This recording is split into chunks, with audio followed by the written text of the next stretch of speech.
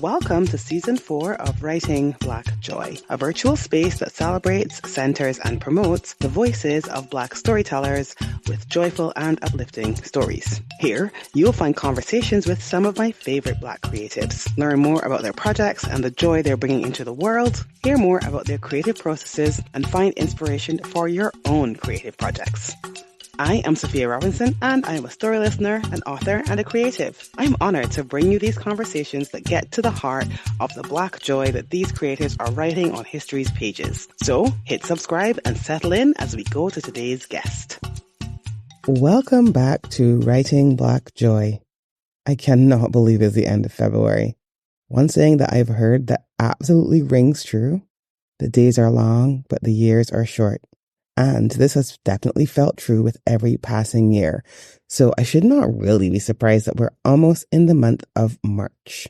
And we're almost at the end of this mini season of Writing Black Joy, Writing Your Inner World. I have enjoyed these conversations about connecting with yourself through writing.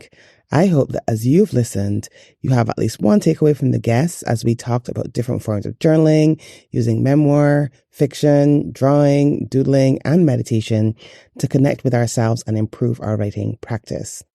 The next season will be in a few months' time, so just hit subscribe so you don't miss it when it comes out. And in addition, definitely subscribe to my Substack, the Writing Black Joy Substack, and share it with a friend.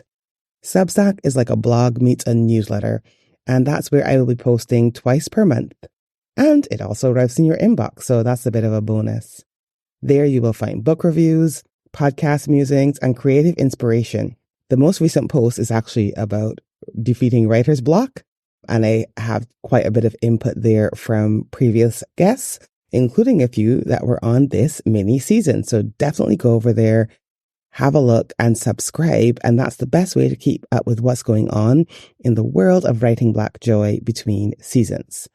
All right. Today we are wrapping this season up with Mikita Smith, who is a fellow podcaster and the voice behind the Thym for Tea with Mikita Podcast. And we are talking THYM time.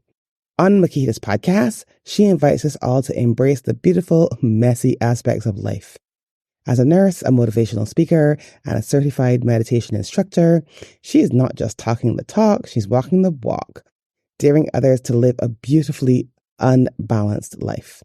Her approach to self-care is refreshingly real, advocating for a life that finds beauty in the chaos and to dance in the rain. Mikita's down-to-earth conversations and insights challenge us to break free from the conventional, celebrate our imperfections, and discover our true selves in the beautiful imbalance. Mikita and I had a great conversation where we talked about her journaling journey, how she encourages herself through her journaling, her first solo writing retreat, the gift that she gave herself, her meditation journey, the impact that meditation has on her journaling, and how these both impact her life, and then how this also contributes to her fiction writing and to episodes for her podcast. We also talk tips for starting a journaling practice and much more. In the show notes, you will find the links to a guided meditation that she did on her podcast, so go over and have a listen to that as well as some other episodes. She has an incredible voice and you will love it. I hope you enjoy this conversation as much as I did. Welcome back to Writing Black Joy. And today with me, I have a fellow podcaster. I always love to have fellow podcasters on here because I'm a podcast listener as well as a podcaster. And so I love an excuse to bring another podcaster on. And I have today Mikita with me from Thym for Tea. And it's always time for tea. Always time for tea. So I love it. I love that podcast. And so I'm really happy to have Mikita here. And we are talking journaling. We're doing this series on writing your inner world. So we have to, we've talked a bit about journaling, but the thing I love about journaling is that everybody has a different take on it. People do it differently. So it's nice to talk to different people and find out how they use it. So welcome, Mikita. Thanks for joining me. Thank you for having me. I just love the idea of writing Black joy and what that looks like and feels like, because it shows up differently in what people think about what writing Black joy means and is. So I am truly honored to come on here and talk about journaling, something that has been very instrumental within the last 2 years of my life and has made a profound impact as well. I love that so much. So we can dive in. Tell us a little bit about your journaling practice, your current journaling practice. Let's start there.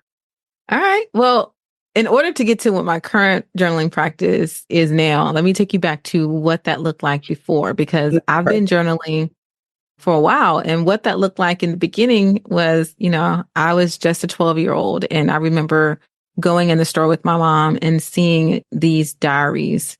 And I was like, I need this. I didn't know why I needed it, but I know I needed it. I didn't know anyone, not even my cousins, my mom, no one had a journal or a diary or anything like that in my space. I never seen it before, but I knew this was something that I wanted to incorporate in my life, even at the age of 12. So that's how it really started. And I will say throughout the years, I did lose practice. Like anything, you pick it up, you start it, it makes you do really great. And then life happens, because life be life in a lot. Life. And kids, yes, it does.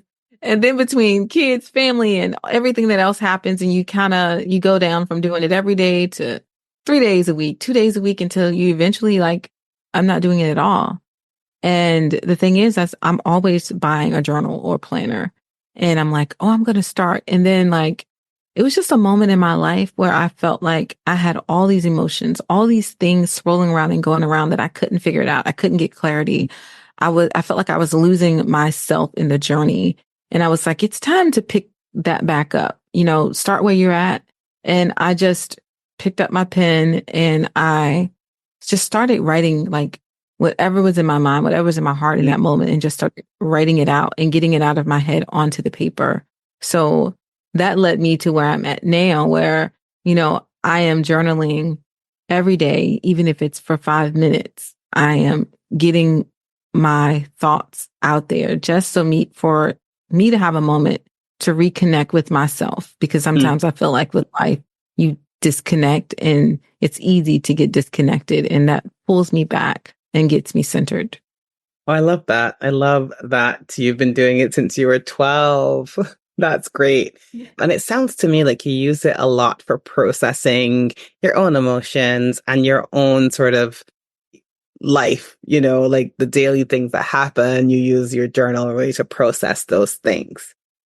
What benefits do you find come from that? Because I know different people journal for different reasons. And so, of course, they'll find different benefits from it. So how do you find this journaling actually impacts your life?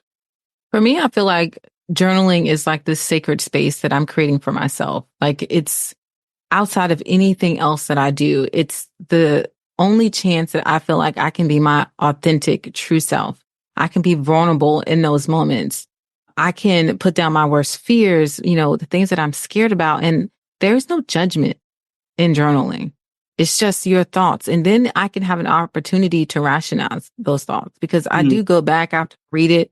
Like at the end of the week, I go back and I read some of these things and I'm like, girl, what were you thinking?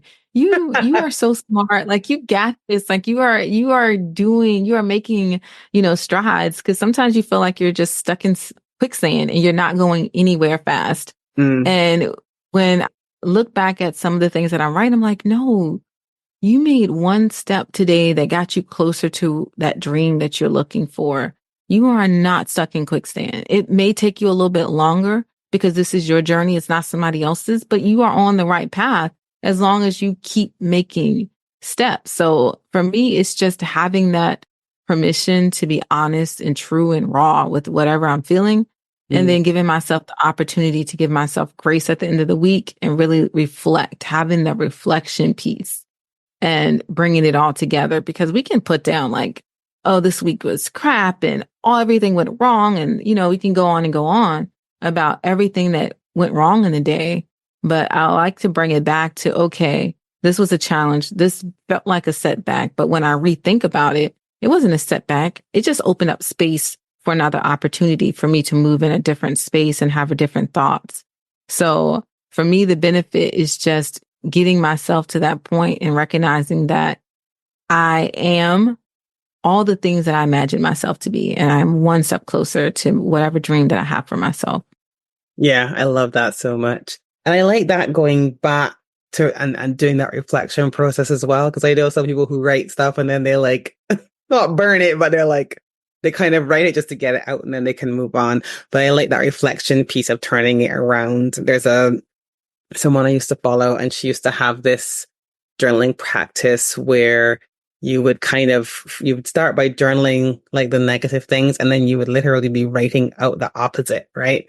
So the same way that you're telling yourself, like, girl, what are you thinking? It would be like you're also writing down that piece as well. So you may be writing down like, I'm afraid of this thing. And then next time it can be, you're writing like, okay, I've been victorious in this thing, or I am victorious in this thing. So you kind of actually purposefully scripting the sort of opposite. And I always think, that's amazing as well. Do you do any other writing? I'm curious. I know obviously I've been writing a book for, oh my gosh, for like 2 years. And it's been a lot of setbacks. Like, it's funny because it was the first time I did like my own retreat to myself. Like my husband was like, I told him, I was like, I feel like I'm stuck and I need a space that I can write.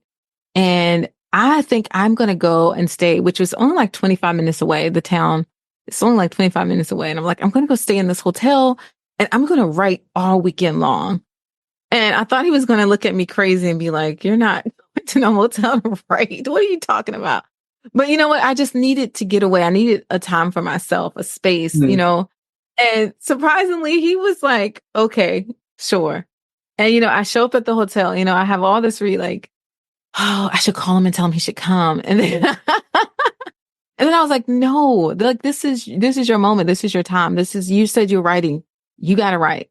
And honestly, I spent the whole weekend just formulating the story. And it was so crazy that I wrote like half of it. And then I got stuck and I was like, I got so stuck in the moment. And I was like, okay, maybe I just use all my creativity. I need to take a break.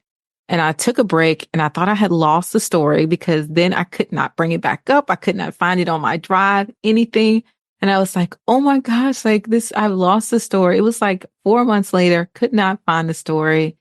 I ended up finding it. I labeled it wrong, but listen, I do that all the time. I label something and I think I'm totally going to be able to come back and find this. And then 2 weeks later, when I eventually find it, I'm like, why did I call it that? That doesn't make any sense.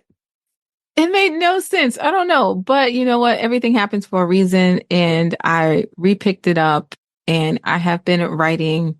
I know my ending of the story, but it's funny because I reread it and, I was starting to go back and edit. And I was like, don't go back and edit. Just keep going, get the story out and stop looking for perfection in the story. But yeah, so I love writing a lot. Basically, that's a long answer to say I love writing. No, that's fine. And do you find that journaling has an impact on your other writing? It does. Right now, I recently picked up a journaling book called The Meditation Journal because I love breath work. I love meditation and I love prompt journals too. So in this journal, it's like, it has little prompts to like, let you really be reflective about the meditation and your thoughts and, what vision or whatever, what feelings or invocations did you feel within the meditation, and then write those things down. So I feel like just having that way of expression and connection really helps me to write better, because when I'm writing, I can think about how I was feeling in that moment. And I can connect that with the characters in my story and be like, ooh, she was feeling like this, because I know exactly what that feels like when your stomach clenches, when everything in you just gets really tingly and you're excited and you can't stop smiling. Like, I know what that feels like. And I know what it feels like to be uncertain. So sometimes when I'm writing in my journal, I actually write down the exact feelings, like what that feels like. So later on, I can come back and use those same emotions for one of my characters. Yeah, so you're creating almost like a reference point, because I think the more the more emotions you give a character, the more real it is to the reader, like they can kind of be on the same page as well. Tell me more about this meditation and journaling, because I know you love the meditation. Tell me more about how do those two things go together? That's something I've never done. So yeah, tell me about that. Oh my goodness. So I started meditating about 4 years ago. So I started out with just doing yoga. Yoga was my first step. I've been doing yoga since I was about 20. And because it slows you down. I am a fast-paced person. I'd like to think I can do 100 things at one time, even though that's really not true. But I realized I needed something in my life that slowed me down and gave me this opportunity to just appreciate everything around me. So I started with yoga. And with yoga, they talk a lot about breath work and centering and just being aware of everything around you, connecting.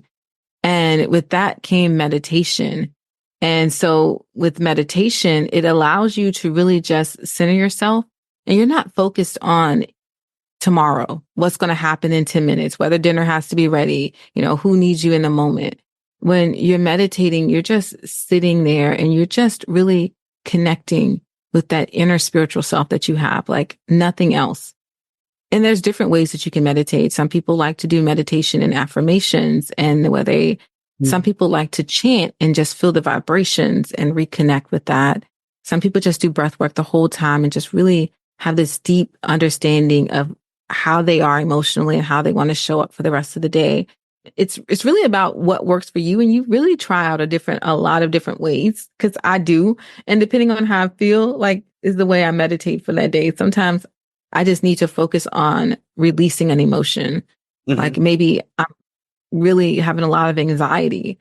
So I just need to release that. And I sit in meditation to just have that moment to release. And I allow myself the space to do that. And then afterwards, I journal. And I don't do this long journaling. And you can. Some people journal for an hour, 30 minutes.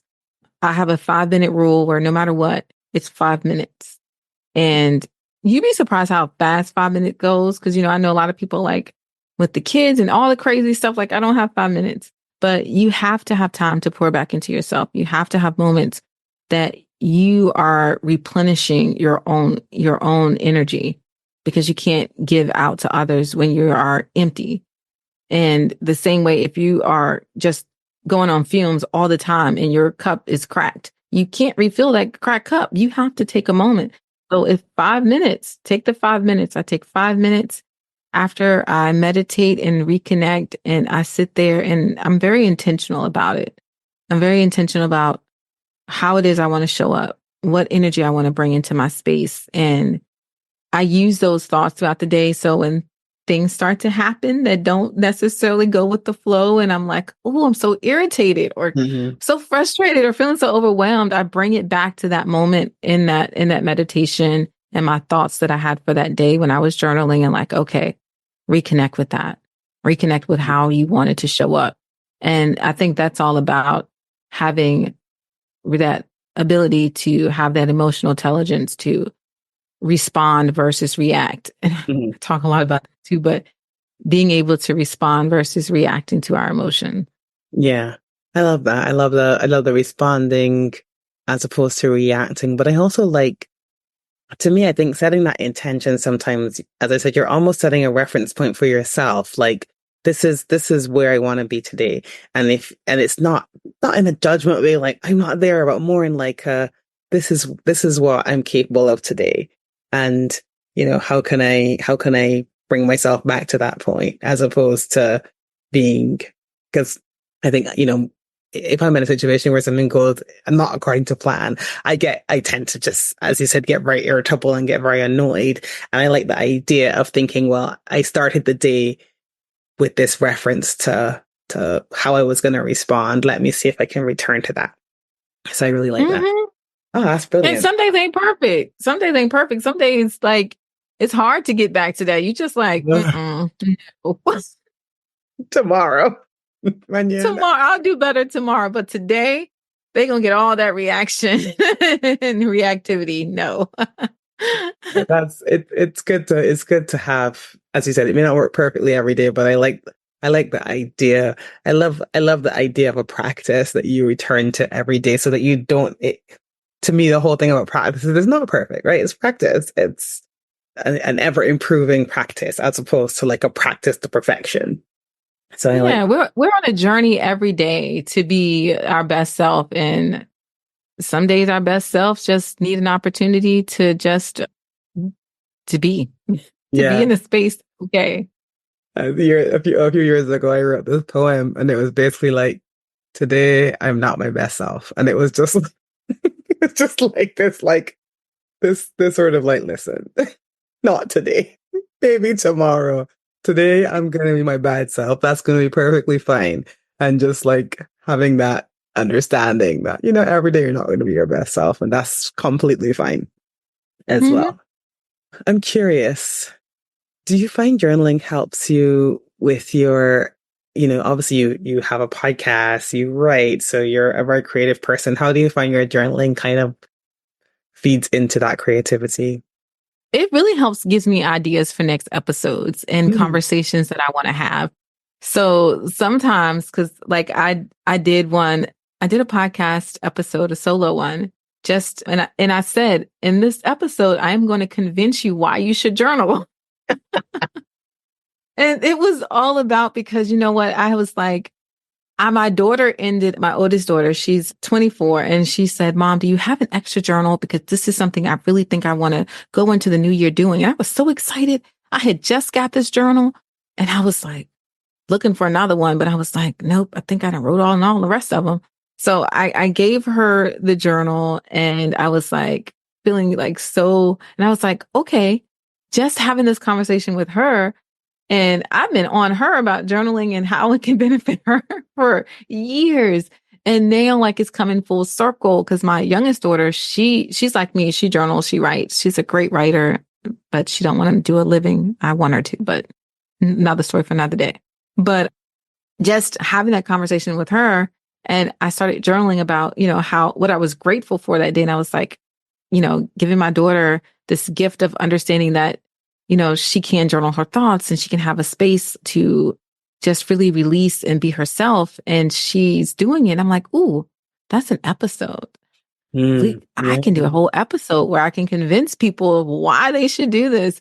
But yeah, it extends to a lot of things. And sometimes just having conversations with people at work, like one of my work besties, like we be having like some conversations that are just like so amazing. And I'm like, hold on, let me write that down. She's like, what are you doing? I was like, you just gave me this great idea of something like I want to do and conversation I want to have. I don't know when or how I'm going to do this, but I'm going to have this conversation. Mm. And you just, you know, this whole conversation that we're having right now just really sparked something in me to like, or if I'm having an idea, I'll take it to work with people and I have the conversations to see where it's going and where it's leading, to see how people are responding. And then I'm like, okay, this is a good episode. Good episode. I love that. I love that. That's kind of how I came up with this mini season, actually. I have my sister and I, so as it stands right now, the episode that came out a few days ago is one between my sister and I. I think it may be another, by the time this episode goes live, it'll be at least a week and a half ago, which is fine. But she talks about, because you talked about your daughters, her daughter is 2. So she's at the beginning of that journey. And, you know, she said it kind of impacted her because it got her thinking too about like almost like wanting to write for her daughter, like write letters or write a journal or, you know, like what of all the things that journaling has brought her, what would she take for her daughter? So, you know, I think even having those conversations, as you say, it kind of sometimes can change you, give you new ideas like, oh, yeah, let me think about this next thing for the podcast or whatever other thing you're creating. So I think that habit of emptying your mind a bit has space to kind of be filled back up with other ideas. I don't know how else to say it. And I to me, that's the impression that I get from people who journal. So Yes, it definitely is. I love that. So if somebody wants you to get started journaling, what would you tell them? If they wanted to start journaling, Yeah, if they were like, I don't journal. Where would I start? What tips would you have for them? Well, I would say, honestly, you really should start where you're at. And I don't think you have to be fancy. You don't have to go buy the $30, $40 journal. You can definitely go and get you a notebook from Walmart. Like it doesn't, but it should be something that makes you happy. Mm. Like I love colors. So, if I'm going to journal, I want a color that reminds me of joy, of love, because in this book is where you're going to be pouring in your love, your creativity. This is where the energy is going to start to flow from. So choose a color, get something with some sparkles on it. Like it doesn't have to be a lot, but it should definitely bring some joy into your world and your space. And start with 2 minutes. Take 2 minutes, and before you start to write anything at all, I would say take in 3 to 4 breaths. Because if you are just closing your eyes, putting your hand on your belly or your heart, and just take a deep breath in and feel that air come into your lungs and exhale out, and just have a moment to center yourself. Because sometimes we are so quick to live in the moment of tomorrow, in the moment of 10 minutes, in the moment of what's going to happen in 30 minutes. If we just have a moment to slow down, take those 3 to 4 breaths in and out, and just focus on where you're at, how you're feeling in that moment. Nothing else matters but those 4 breaths. And then after you give yourself that space and that time, then write whatever you want for 2 minutes. Set a timer, 2 minutes tops. And you can do this in the morning. You can do this at night before you go to bed. You start and then you decide whether mornings work better, whether it's like, okay, I prefer to do it in the evening time, like, whatever works for you. But you get to decide. You may want to do it in the morning and in the evening to just have that morning reflection and that evening reflection. But it's really all about what's going to work for you and what's going to bring you joy and something that you can commit to. And I like to challenge myself. So if you're a person that's listening right now and you love to challenge yourself, give yourself, if 30 days is too much, be like, you know what? I'm going to give myself 2 weeks to do this thing. And I'm going to be committed to doing it for 2 minutes every day, 5 minutes every day. And I'm just going to sit here and I'm just going to write 10 minutes, 5 minutes, whatever. But give yourself a challenge, commit to yourself. Because when I challenge myself, that's when I start making big changes. That's when I realized that the thing I thought I didn't have time for or that I couldn't do, that not only can I do it, but it's one of the best things that I've ever done for myself because I just did something that I didn't think I could do. So you definitely can do the things that you think you can't do if you commit to them, trusting yourself and your abilities because you can do it. I love that. So yeah, anybody who's starting a journaling routine, just go back like 3 minutes, hit play, listen to Mikita, follow along with the breathing, and I bet you're going to have a really lovely few minutes of journaling.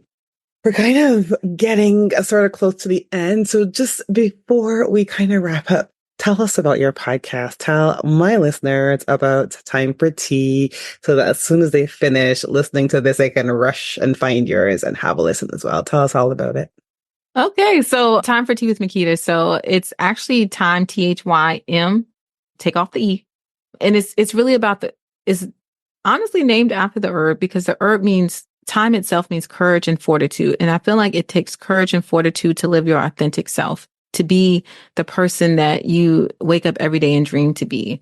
And on my podcast, what I'm really talking about to my listeners, to my guests that come on, is about being able to live unapologetically as yourself, to show up, to live the dream, to live the purpose, and to what it means to let go of fear, what it means to let go of other people's expectations and show up as yourself.